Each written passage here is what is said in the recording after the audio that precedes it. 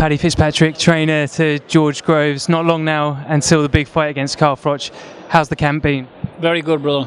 Very good. He's in a good place. I'm happy. And this is the preparation for his biggest fight. He's brought you in as a interim trainer. He may look for another trainer after this fight, but in that interim period, you've worked together before, but how's he looking in the gym? Like I just answered that, yeah, very good. He's good to go. He's at peace. He's good to go, yeah. And you've been around him for other fights. You've been with the Paul Smith fight, the James Gale fight. Compared to those, is he more up for this fight than he's ever been? He seems more relaxed. Carl Froch is a completely different animal to those guys listed. He's competed at the very highest level.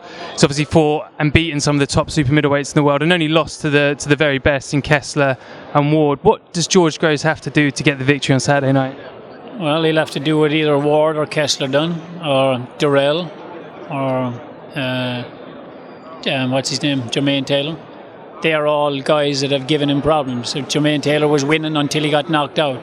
Yes, Carl Froch did what a champion does and gets it and turns it around, but he was winning. The technical things that are there that have caused Carl Froch problems, George is more than capable of doing them.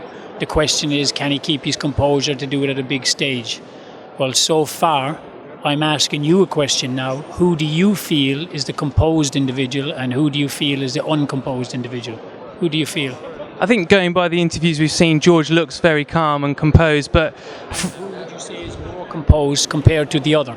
I think George is more composed to Carl at the moment. So, but the question about this fight, nobody who understands boxing have said George technically doesn't have the tools.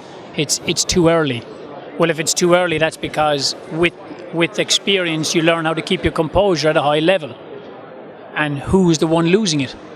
But Carl has done that in the past. He seems to be quite... Done that in the past. He hasn't acted this way in the past. When? Tell me when. Well, when he fought against Ward, he seemed very agitated in that fight in the build-up to that. He looked at Ward in the eyes. He didn't not shake his hand. He's totally different composure compared to when he done that, in my opinion. You referenced a couple of fighters there. Andre Durrell didn't quite get the win. But do you think George's foot speed and hand speed's on par with Andre Durrell's? Yeah, I do, yeah.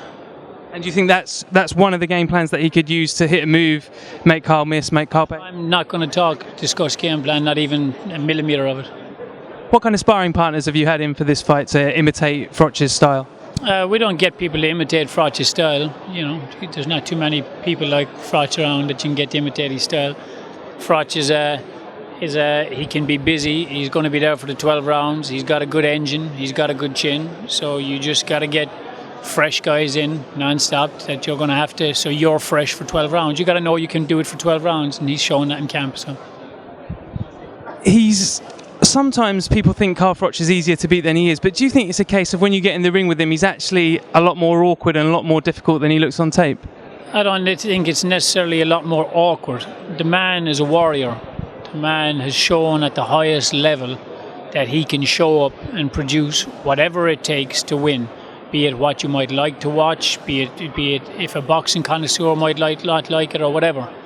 But he's an exciting, top drawer fighter.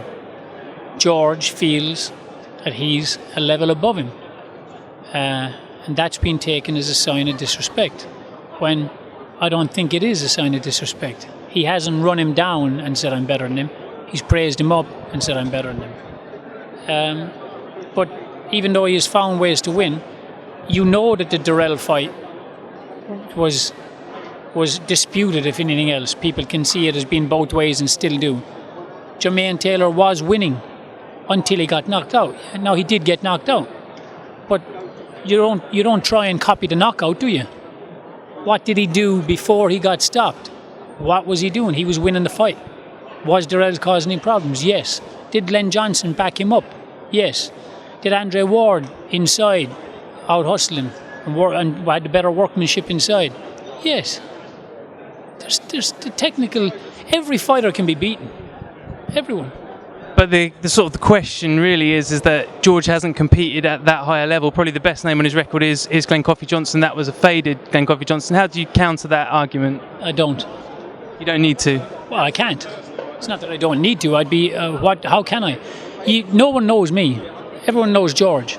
George hasn't been able to convince you. Why would I try to convince you? Good point there.